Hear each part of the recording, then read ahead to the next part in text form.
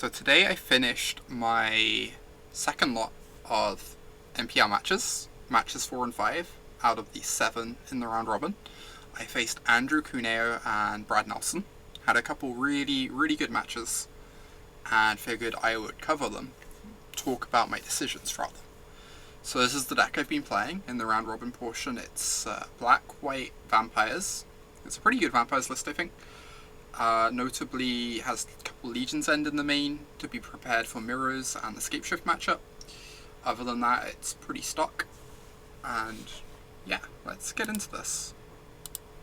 Good luck. Alright. So Andrew Cuneo's deck is a blue-black control deck, which is a very spicy brew that he brought to this event. Notably, it has 3 copies of Cry of the Canarium in the main deck, which is a really terrifying card for the Vampires deck to have to face,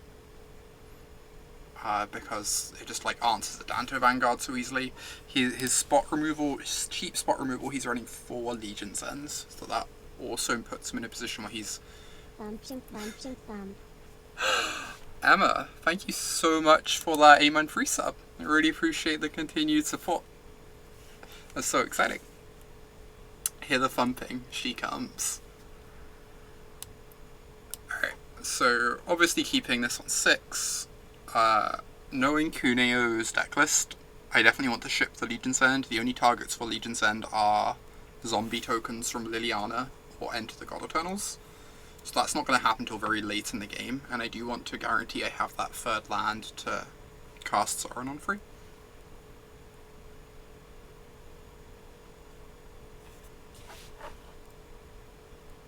So, even though I know he has Cry in his deck, I definitely just want to run out all my things here, because I get to flip the landing then, which then helps me play through future removal. And Sauron can get one of the Conquistadors out of the range of a Cry anyway. Is there any thought to bottoming Conquistador to play around Legion's End? I don't think so. It's knowing he has 4 Legion's End, it's appealing to do that. The problem is, if he has a Legion's End and we bottom a Conquistador, we're just really far away from flipping the landing anyways. And I think our Legion's End is just such a low value card.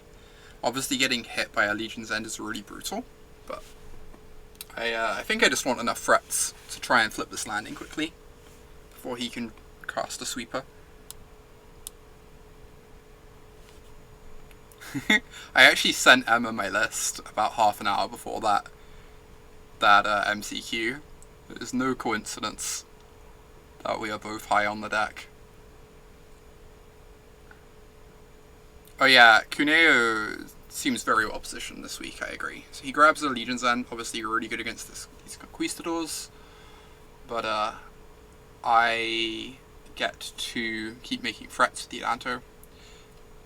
I'm only going to send 2 damage at the Narset, because the Narset's static ability is only relevant against specifically Champion of Dusk, and I don't want to miss out on any damage here, especially when I'm going to be relying on Adanto to try and close out the game. Hey Elia. I definitely want to run out the Sky Marcher, because if he had a Cry, he would have cast it last turn over the Narset, almost certainly, since the Conquistadors represented so much damage on board. So it's reasonable to assume he just doesn't have Cry in hand, and would need to top deck it to punish this aspirant.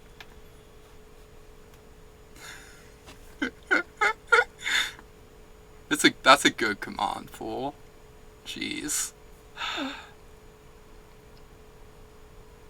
So, representing reasonable pressure here. If he Legion's Ends the Conquistadors and has nothing else in terms of removal, I have 5 damage and put him to 4.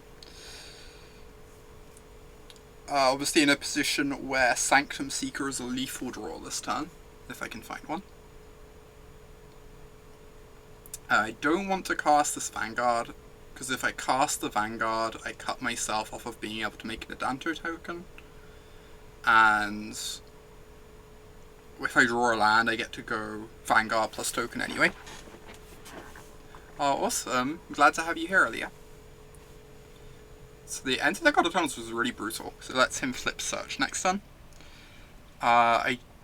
Luckily, the one good thing about Adanto is I can kind of happily just swing my tokens into the 4/4 without caring about losing any.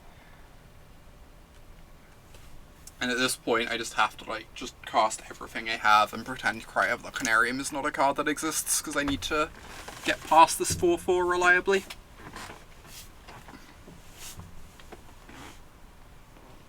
Obviously, if I get in one more attack step, I put myself in the position where Sanctum Seeker or Sorin are lethal for basically the entire game.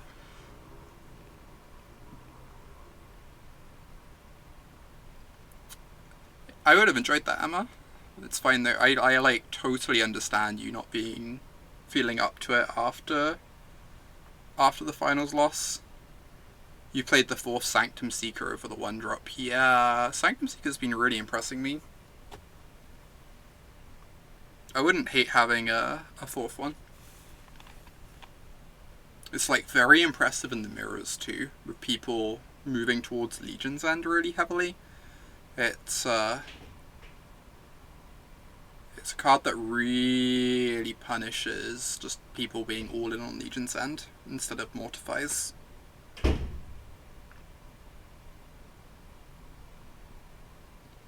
Alright, so obviously just swinging. I do put him to 2 here. Obviously if he has a Legion's End or Cry, it's going to be pretty hard for me to win this. Typically you always want to just play out every land drop you have in hand, even if it makes you hellbent and means you can't represent stuff. But because of the Narset, Champion of Dusk isn't going to draw me cards anyway if I find one, so it's fine to just hold the land. I'm not really losing anything from holding it. Ajani was good literally 0 times all day. Yeah, I think Ajani is just bad. Agree with that. I've been pretty happy with the 3rd Conquistador. And I do think it's crazy that I kind of want a 4th Conquistador over the 4th Aspirant. I also am kind of tempted by the Vampire of the Dire Moons that Canister plays if the mirror is going to be really popular, because that card is very punishing towards Sanctum Seeker and Knight. It's obviously a lot worse against Scapeshift though. Alright, so this game is essentially over, except if I draw Sorin. Well, obviously I can't draw Sorin anymore because of Negate. I can still draw... could still draw Sanctum Seeker up until the turn where Liliana ultimated, but there are just a couple turns there where all we were really hoping for was the top deck. So obviously bringing Gideons and Duresses. Gideons dodge a lot of removal and sweepers. Duresses help pick apart his hand. And then we just take out all the spot removal, since it all kind of sucks, against his specific list. And I think I took out some Legion Lieutenants or Adanto Vanguards, I can't remember which. But both of them are quite bad against the Legion's End Cry of the Canarium deck. Post-board he has 4 copies of each. It just makes 2-mana spells really unappealing when they all just run into those removal spells just as well as the 1-drops.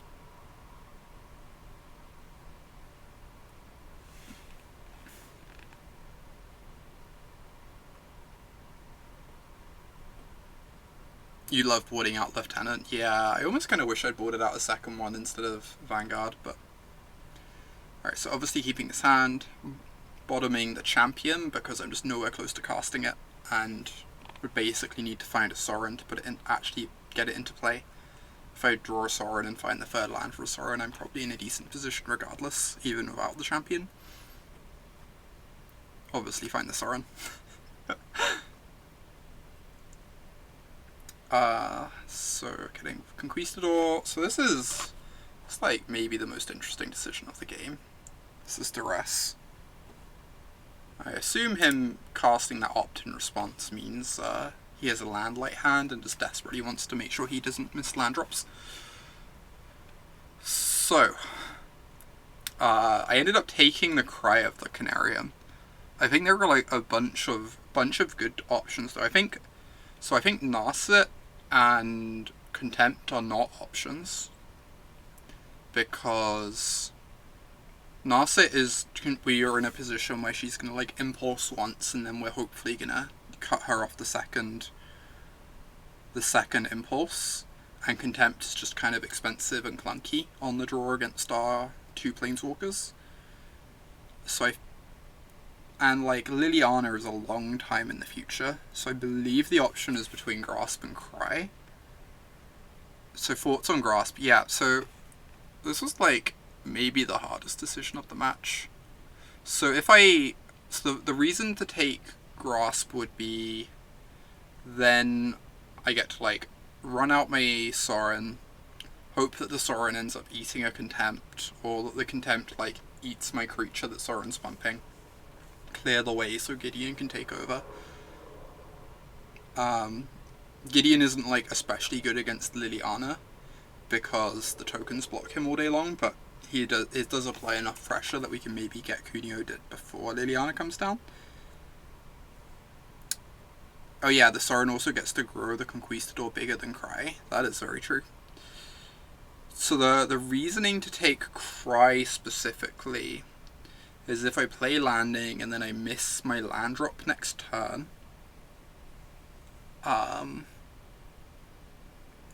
So I play my landing. He plays a land, says go.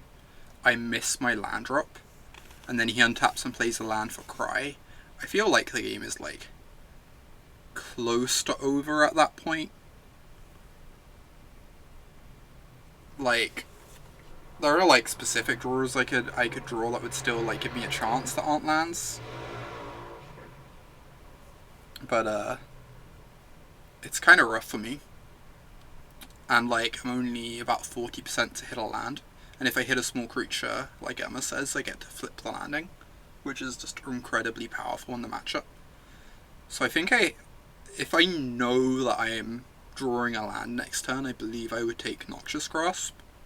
But I think because I don't know that I'm drawing a land, I'm like forced to take Cry.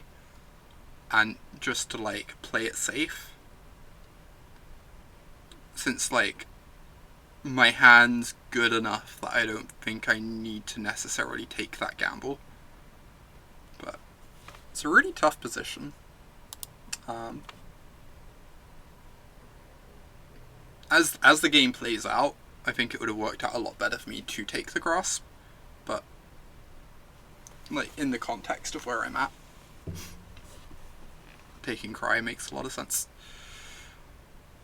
As you can see, this is at like 1.6 times speed. This is like the longest I tank a decision the entire match.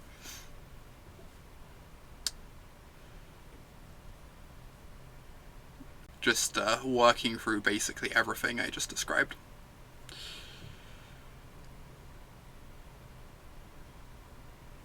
Alright, so plays land and says go. Oh, gets the Legions and my Conquistador even.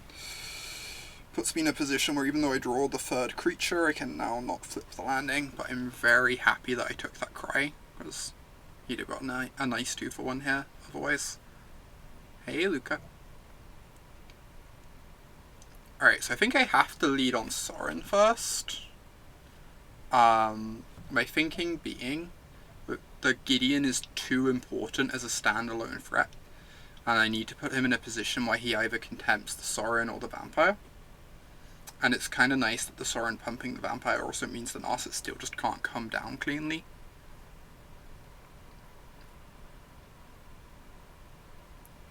So I get to make this a 3/3.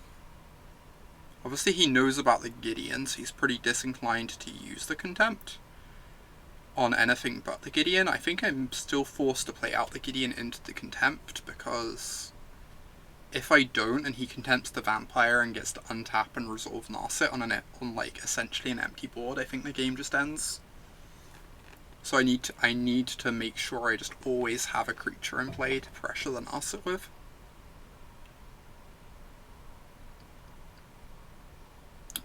Obviously that works out pretty well for us. So this is, I think I have to put Sanctum Seeker in here, because I have to try and get him dead. If he draws a land for Liliana double Edict, it's incredibly rough for me. But in the world where he just draws like a Legion's End or something, or a Thought Erasure, then we would not be where we're stuck now. You'd have thought they'd make Cuneo rebrand to Jace's defeat rather than Gainsay. Isn't that a strict improvement there? It's just making his name more powerful. He does not have a cat at all, clearly where the edges lie, so this game is just completely over. So I'm pretty happy with like every decision we made in the second game. The really key deadly. Ah, Luca, the 4-month free sub. Thank you so much for the continued support, Luca. It means a lot to me. Obviously, the key decision in that game was taking the Cry of the Canarium with the Duress, which I think ended up working out, but top of his deck was just a bit kinder to us, his than ours was. So, second match is against Brad Nelson, which is a Vampire's Mirror. The second game of this match is my favourite game. Probably the most interesting game I've played the entire round robin so far, so I believe this is a keep. Obviously the mana's a tiny bit awkward, because I can't cast Aspirant on one. And I'm in a position where I'm at risk of flooding with a 4-land hand. But Sanctum Seeker's pretty good against his list, because he has 4 Legion's End main deck and 0 cast downs. So this card is just incredible against him. And like, even though we're missing our 1-drop because of the chapels, if we draw any other cheap spell, we get to go like 2-drop into double spell into Seeker, which is really powerful. So, risk of flooding, but I think this is a fine keep. Can't really send it back. If the Sanctum Seeker was something that cost less mana, it might be a mulligan, because then we're not really using that 4th land very well, and we don't have much power in our hand, but obviously use our mana efficiently.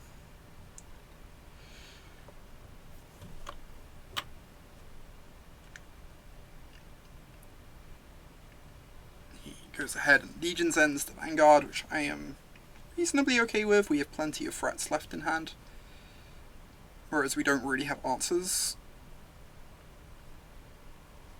So this has kind of played itself so far, other than the decision on whether to keep one more.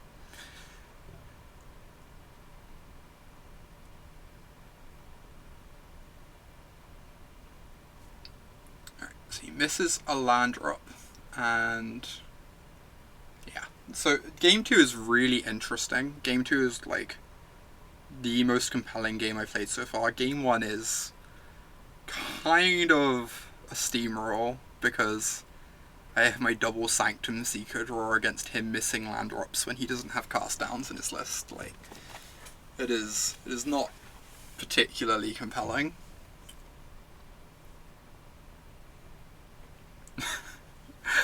I have been wondering if this is just the story of Brad Nelson's tournament. He has been struggling to get those wins so far. Alright, so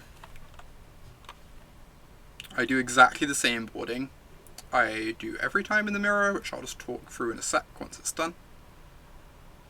Actually, I do board one card differently, but so what I typically do in these mirrors is I like trimming random 1s and 2s, because everyone just has 4 Legion's End in their deck post-board, and I really don't like exposing myself to that card.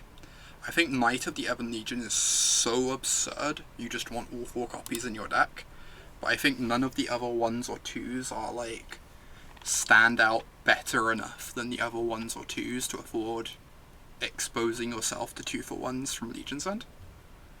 I've actually been trimming his Sanctum Seeker against most Vampire Mirrors, because it lines up really badly against the card Cast Down, and like the draws where your opponent casts a bunch of cheap things early and then casts down your Sanctum Seeker, you just fall way too far behind.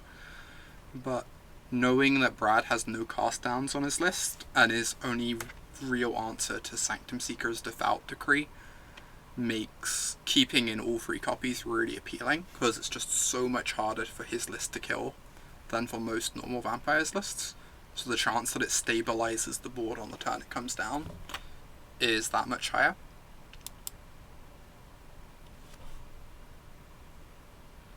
I end up taking out the second Vanguard instead of the Lieutenant. I can't actually remember the exact reasoning for that.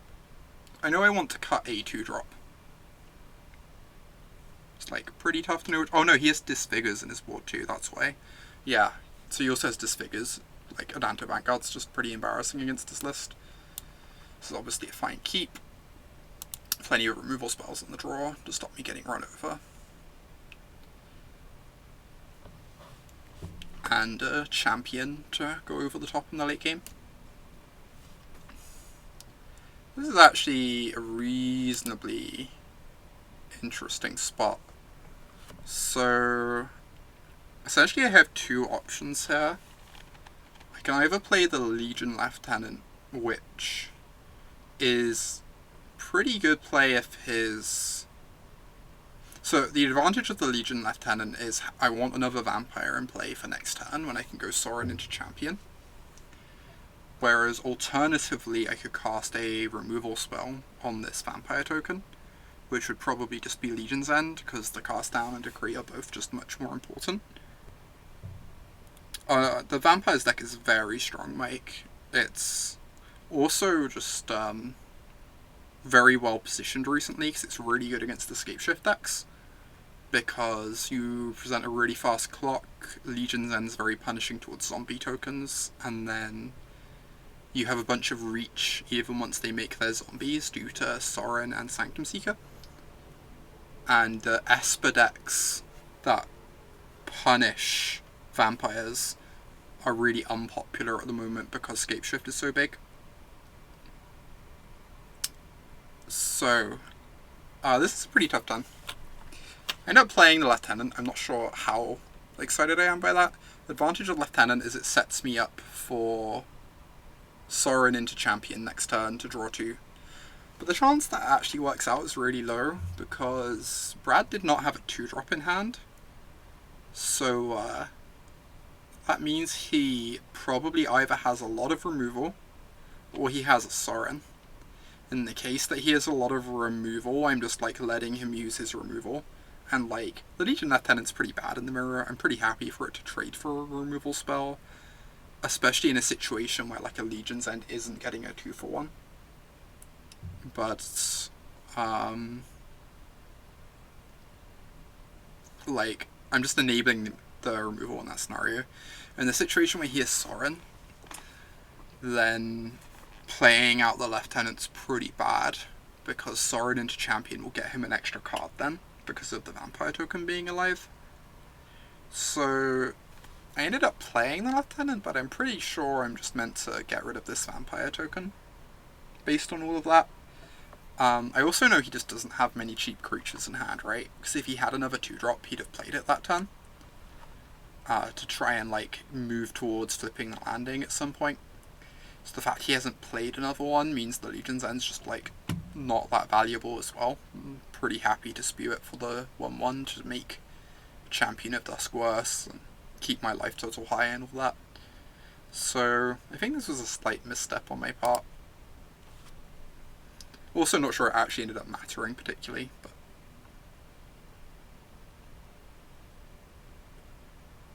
Play up the Lieutenant.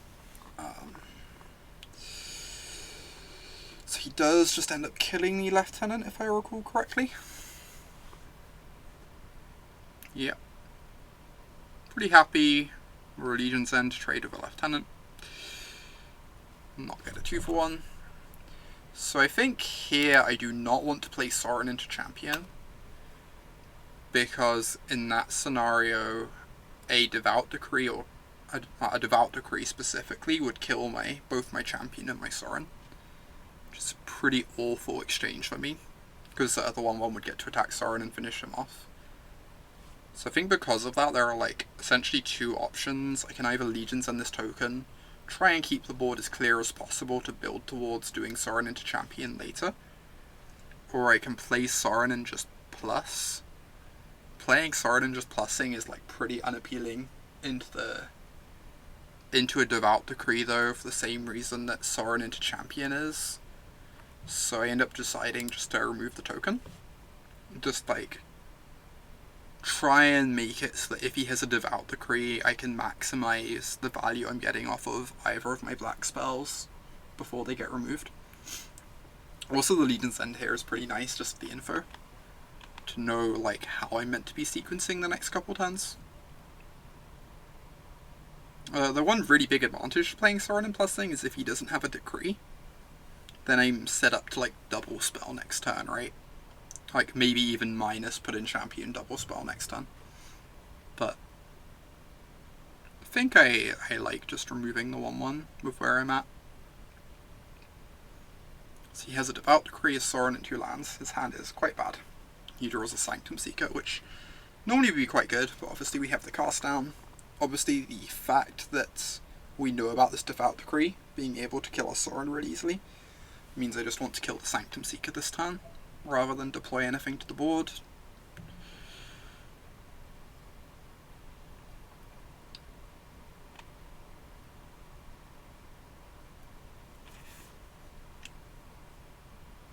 I can't actually remember if he just runs out the Sorin here for the sake of accruing loyalty. Because he does know about this Devout Decree, which is the one thing that makes it awkward. Right, so he has the combo, didn't have an additional vampire though, so only cantripped. So this is where the game starts to get a little bit tough, because I'm very behind. So I have a few options, right? So, important things to keep in mind. If I go Sorin into champion, or like Conquistador Sorin into champion, I draw 2.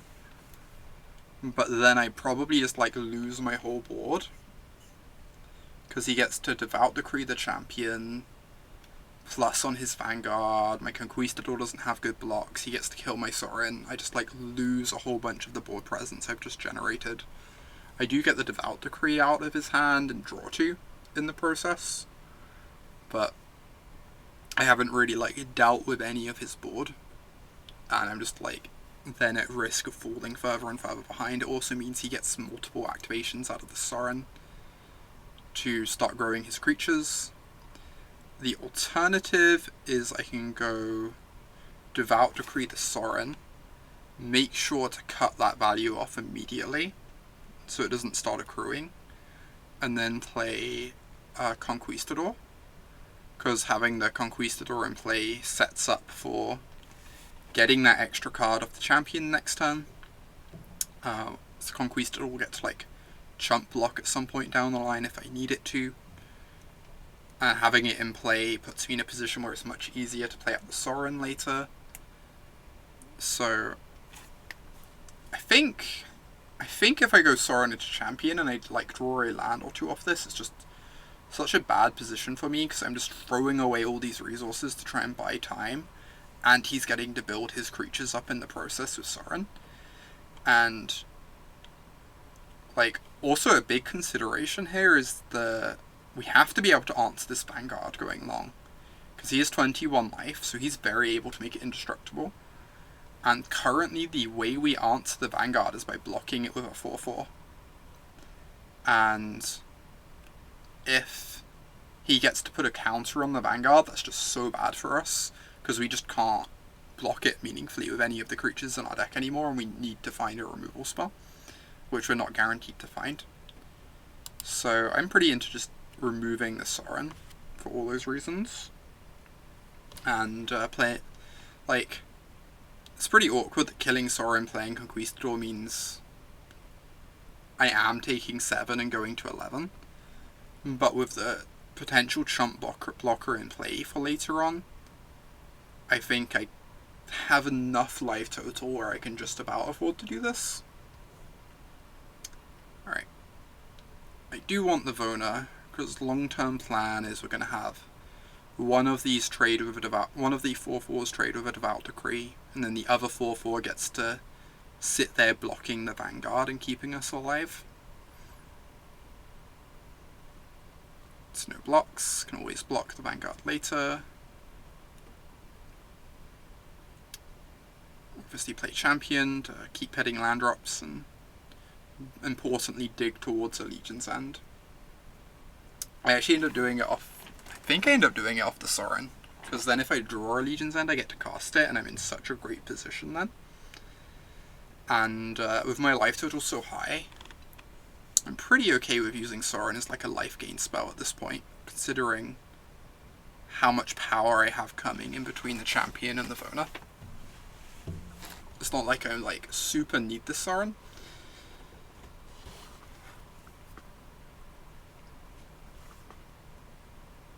So he ends up Legion's Ending the Conquistador and knowing about the Vona, which makes the game really interesting from his position, because it means he just never wants to cast this Devout Decree. Because once the Vona's down, she threatens to like really start taking over the game. Whereas like all Champion does is just block the Vanguard. Or like trade with the Champion of Dusk, but like either of those two things still leaves a threat hitting me. Yeah, I want him to decree before Vona comes down, exactly. Which is why I'm pretty happy to lead with Champ instead.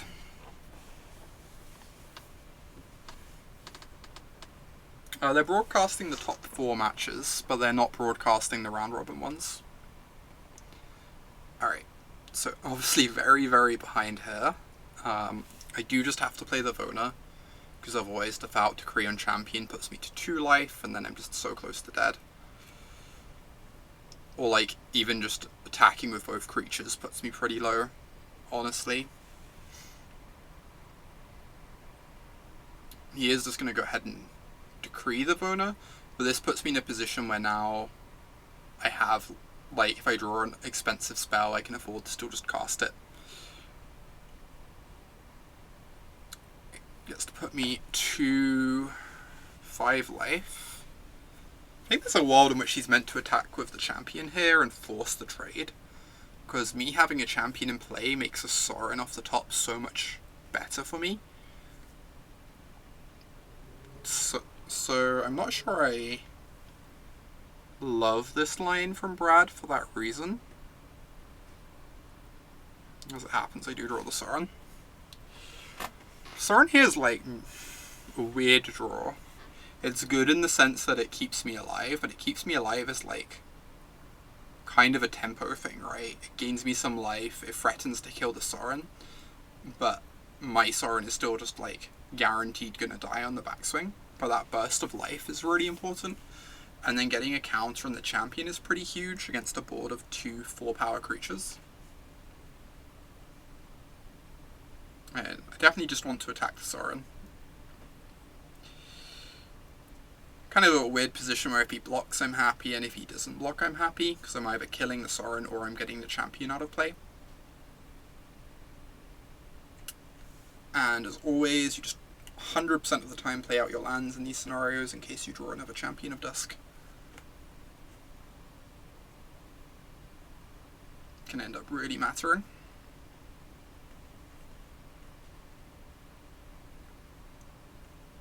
Alright.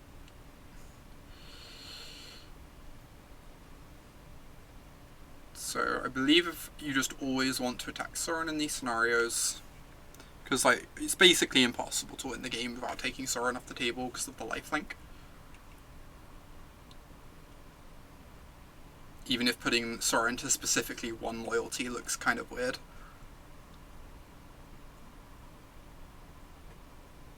Because it feels like the next time you hit Sorin you're going to be spewing damage in some way, but...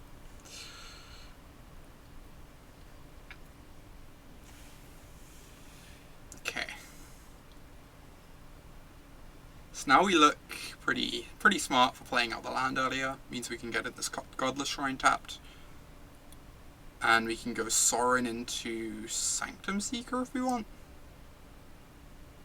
6/4 Vanguard is chunky. What I actually end up doing though is, so if I go Sorin into Sanctum Seeker, I have no good attacks, right? Because of this, like, brick wall here. Whereas, if I plus the Sorin and give Death Touch and Lifelink to one of my creatures, I gain a nice big burst of life on the attack. And I put him in a scenario either he's trading off his knight, or his Sorin is dying. And because the Sorin is threatening to Lightning Helix us, we do just need to, like, gain as much life as possible. It's actually kind of nice. Plussing on the champion is 6 life from this and 1 life from this, which puts us to 9, which means even if he double pumps the knight connecting with us doesn't kill us on its own, because it only deals 8. So it's, like, really important that we're going up to exactly 9 life of this attack, for the sake of not being vulnerable to the knight on the backswing.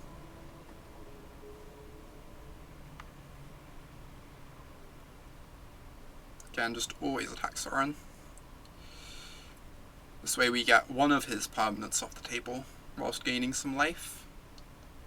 And I think he decides that Sorin is the least important permanent at this point, because his life total is really high, and both his creatures are already really big, and don't need the help as such. And he needs to kill my Sorin, so he needs both his attackers to make sure that happens.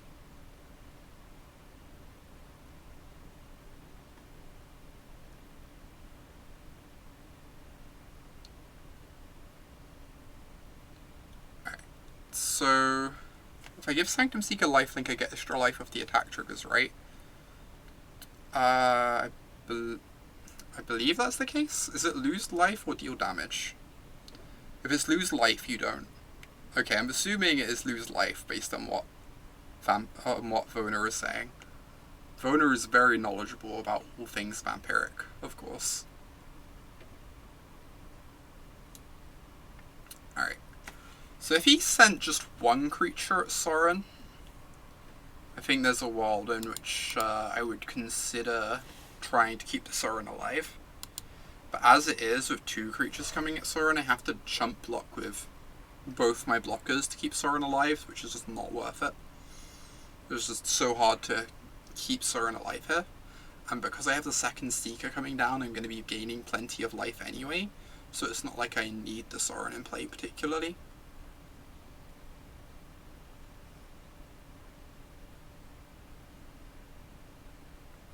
Right.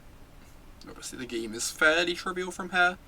There were like a few turns there where... So I think I messed up by casting Knee Lieutenant on 2. I don't think it really ended up mattering very much, but the like mid portion of the game with the 5-drops and such, trying to figure out how to weave through removal spells, I think was a fairly challenging patch. I think obviously it ended up working out for me, like the way in which I like slow rolled the champion to make sure to like maximize value, and then had Vona to like make the removal spell really awkward. It was all pretty interesting, but I'm pretty happy with how I played that overall, the mid portion. It was a really fun game. It's really fascinating. Oh, awesome. I'm glad you enjoyed that, Emma. I really enjoy talking about this stuff. I find it a blast. Honestly, it makes me kind of want to do more content like this. It's like really hard to know how to do it outside of this context though. This was a match against Brad Nelson, who is in my division of the MPL. Yes, this is all being recorded, Emma. It's all going to be put up on YouTube. The stuff I did yesterday I think was pretty good, but was definitely a bit less like polished and smooth than this time, just because I wasn't used to doing this before. So I'm not as happy with the stuff from yesterday, but I'm really happy with how this... went. Yeah, I should probably tweet about that. I'm very quiet about my YouTube account. I do have to brand it better. I agree. Branding is important. Brand building.